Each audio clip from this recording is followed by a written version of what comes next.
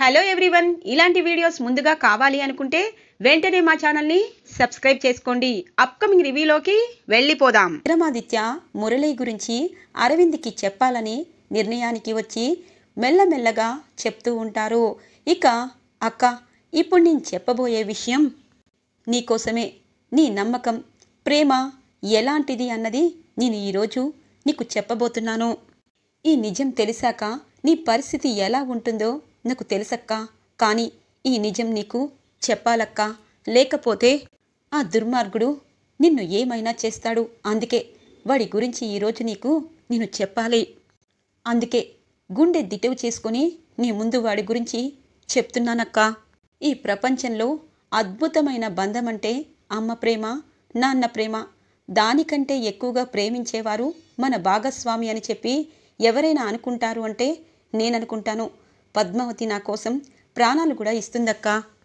అమ్మలా చూసుకుంటుంది, నాన్నలా ప్రేమ పంచడమే కాదు బుద్ధి చెప్తుంది. అలాంటి పద్మావతి నా భార్య అయినందుకు నాకు చాలా సంతోషంగా ఉంది. కానీ నీ బంధం అలాంటిది కాదక్కా. బావని నువ్వు ఎంతగానో నమ్మావు, నిన్ను ఎంతగానో నమ్మించాడు. నీ గొంతు కొయ్యాలని ఇప్పుడు ఎదురు చూస్తున్నాడక్కా. బావ నిన్ను చంపాలనుకుంటున్నాడు, నన్ను చంపాలనుకుంటున్నాడు, ఈ ఆస్తిని కాజేయాలనుకుంటున్నాడు. ఈ మాటలు నువ్వు నమ్మకపోయినా ఇది నిజమక్కా, నేనే సాక్ష్యం. నన్ను కిడ్నాప్ చేసి పద్మావతితో కలిసి వెళ్దామనుకున్నారక్కా. పద్మావతితో ఎందుకు వెళ్తారని నీకు అనుమానం రావచ్చు. కానీ ఆ మురళీగాడు మంచివాడు కాదక్కా. పద్మావతినే కాదు, చాలామంది అమ్మాయిల్ని మోసం చేశాడు. ఆ విషయం నీకు తెలిస్తే తట్టుకోలేవు. కానీ ఇప్పుడు చెప్పాలి, ఖచ్చితంగా చెప్పాలి అని చెప్పి వెనక్కి తిరుగుతారు విక్రమాదిత్య. ఇక అరవింద నిద్రలోకి జారుకుంటుంది. ఇదేంటి అక్క, నేను చెప్పిన విషయాలేమీ వినలేదా? పాపం అక్కకి నిద్ర వచ్చినట్టుంది. ఇప్పుడు కాదు, అక్క ఈ విషయాలన్నీ వినలేదు. పోనీలే, వినకపోవడమే మంచిదైంది అని చెప్పి జాగ్రత్తగా ఇక దుండుని తల కింద పెట్టి బెడ్షీట్ని కప్పి ఇక అరవింద వైపు ప్రేమగా చూస్తూ అక్కడి నుండి వెళ్ళిపోతారు విక్రమాదిత్య. పద్మావతి విక్కీ కోసం ఎదురు చూస్తూ ఉంటుంది. పద్మావతి అని అంటారు. సారు, వదినికి నిజం చెప్పాలని వెళ్ళారు, చెప్పారా అని అడుగుతుంది.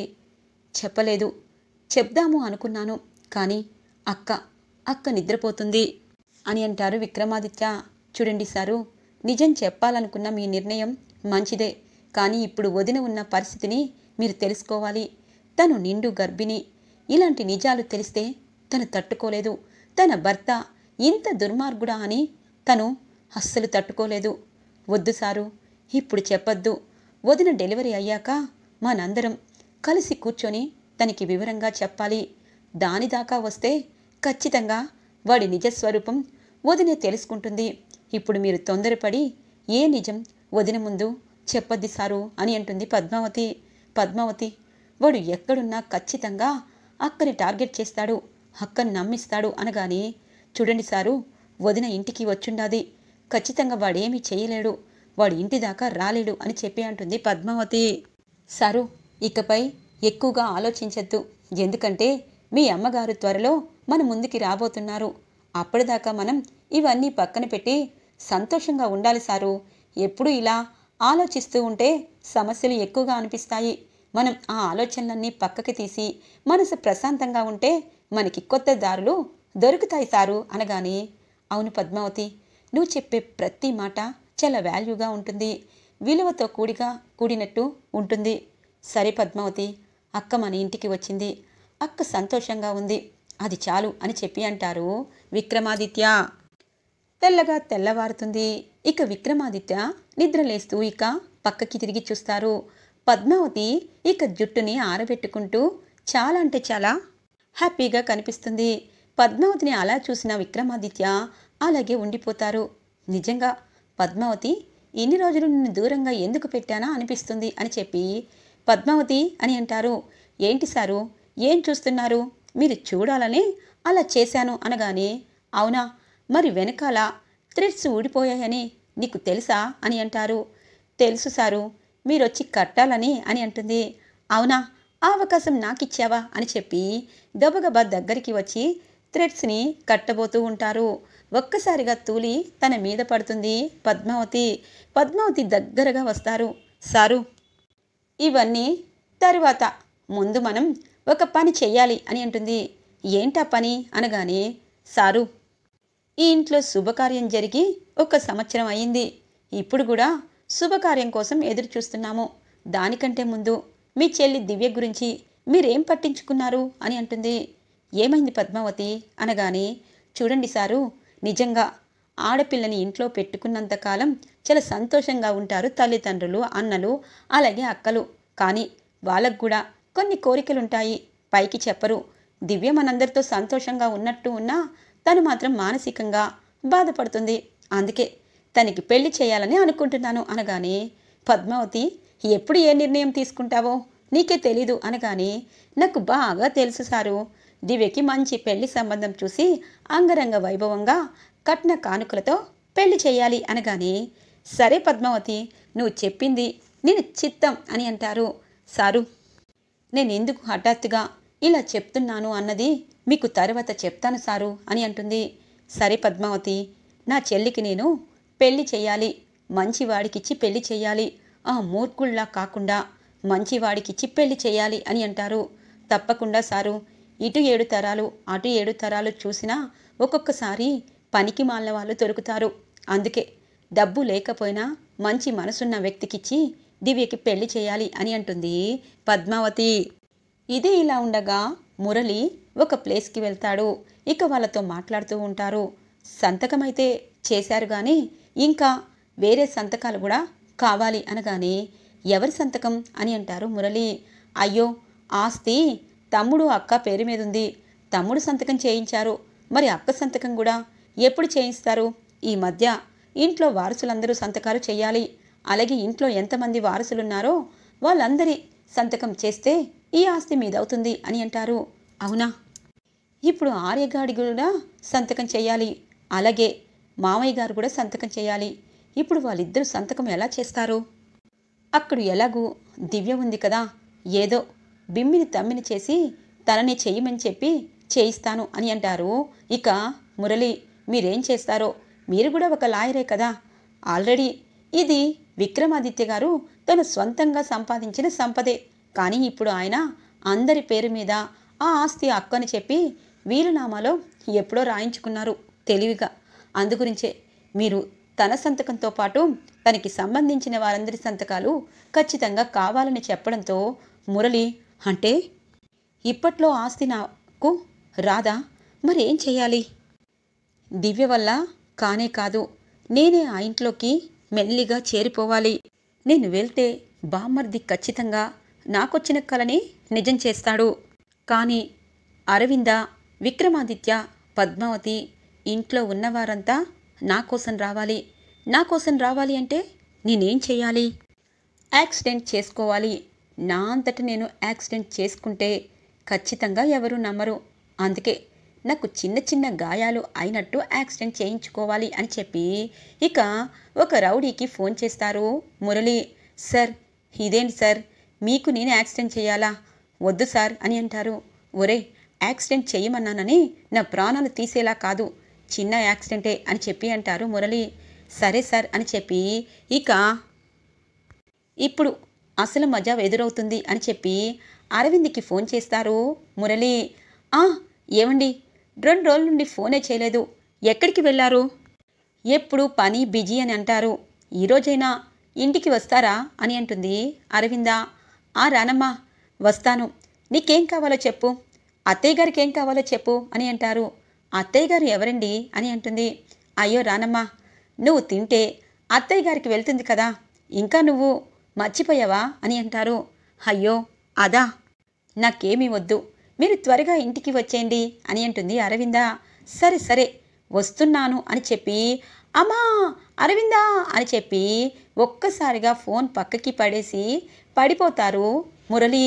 ఏమండి అని అంటుంది అవతల అరవింద. ఒక్కసారిగా అందరూ ఇక అరవింద దగ్గరికి వస్తారు. అరవింద ఫోన్ పడేసి, ఏమండి ఏమైంది మీకు అని చెప్పి ఫోన్లో ఎంత అడిగినా మురళి సమాధానం చెప్పడు. ఇక ఒక్కసారిగా అరవింద ఏడుస్తూ, నాయనమ్మా, పిన్ని, బాబాయ్ విక్కీ, ఆయనకి యాక్సిడెంట్ అయ్యింది నేను విన్నాను అనగానే, ఏంటి వాడు కొత్త డ్రామా మొదలు పెట్టినట్టున్నాడు. అక్క, ఎవరితో ఫోన్లో మాట్లాడుతున్నావు అని అంటారు విక్రమాదిత్య. ఆయనే ఫోన్ చేసి వస్తానని చెప్పారా, కానీ ఇంతలోనే యాక్సిడెంట్ అయ్యింది, ఆయన్ని చూడాలి అని అరవింద ఏడుస్తూ ఉంటుంది. అమ్మ అరవింద, అల్లుడు గారికి ఏమీ అవ్వదు, అసలు ఎక్కడ ఉన్నారో చెప్పారా అని అడుగుతారు. ఇక అరవింద కళ్ళు తిరిగి పడిపోతుంది. విక్రమాదిత్య మళ్ళీ ఫోన్ చేస్తారు.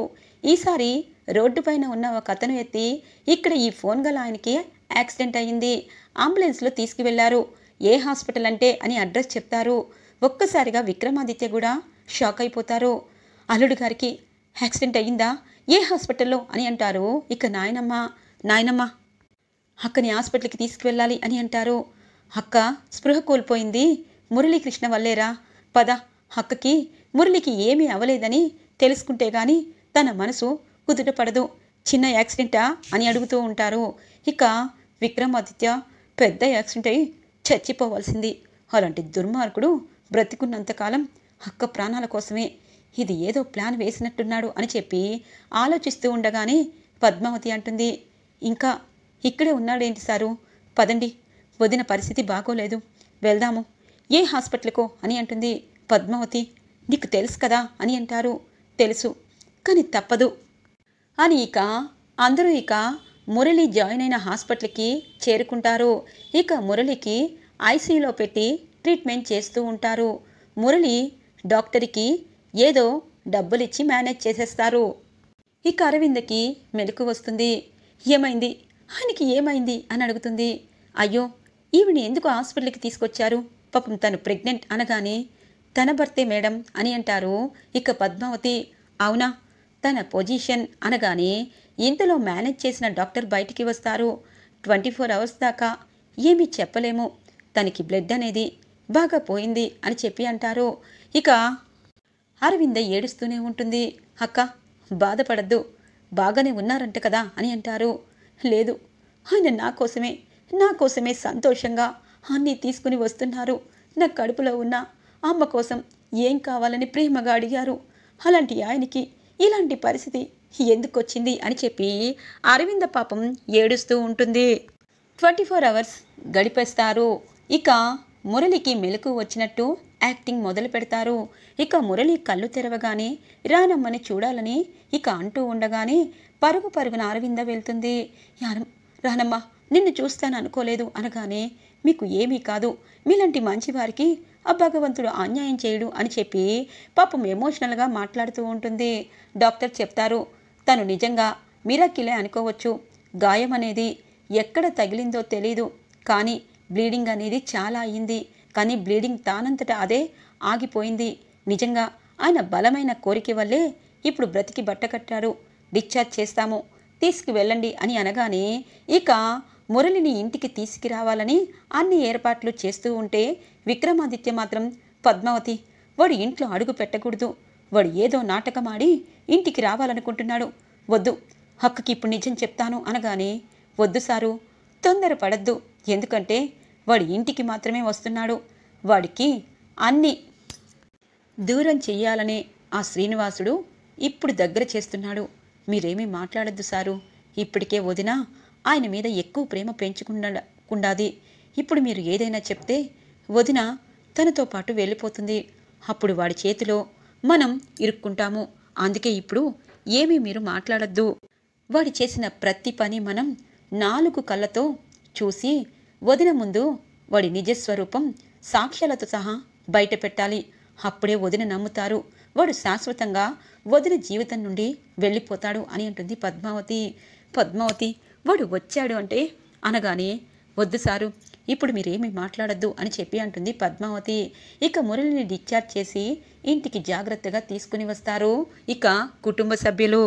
ఇక దివ్య, బావా మంచి ప్లాన్ వేశావు, నువ్వు ఇంటికి వచ్చాక నాకు ధైర్యంగా ఉంది, నాకు పెళ్లి సంబంధాలు చూస్తాను అంటున్నారు, కానీ అపర కోటేశ్వరుని కాదంట, ఎవరో మంచి మనసున్న వ్యక్తితో పెళ్లి చేయాలని అనుకుంటున్నారు, మంచి మనుషులు ఇప్పుడు ఎక్కడున్నారు బావా, అంటే నాకు ఒక పేదవాణ్ణి అంటగట్టాలని మా అన్న చూస్తున్నాడు, అందుకే నువ్వు కరెక్ట్గా ఇంటికి వచ్చావు, ఇప్పుడు చెప్తాను, అని చెప్పి అనుకుంటుంది మనసులో దివ్య. ఈరోజు ఎపిసోడ్ ఇలా ఇంట్రెస్టింగ్గా ఎండ్ అవుతుంది ఫ్రెండ్స్. రాబోయే ఎపిసోడ్స్ కోసం మా ఛానల్ని సబ్స్క్రైబ్ చేసుకోండి. Thanks for watching friends.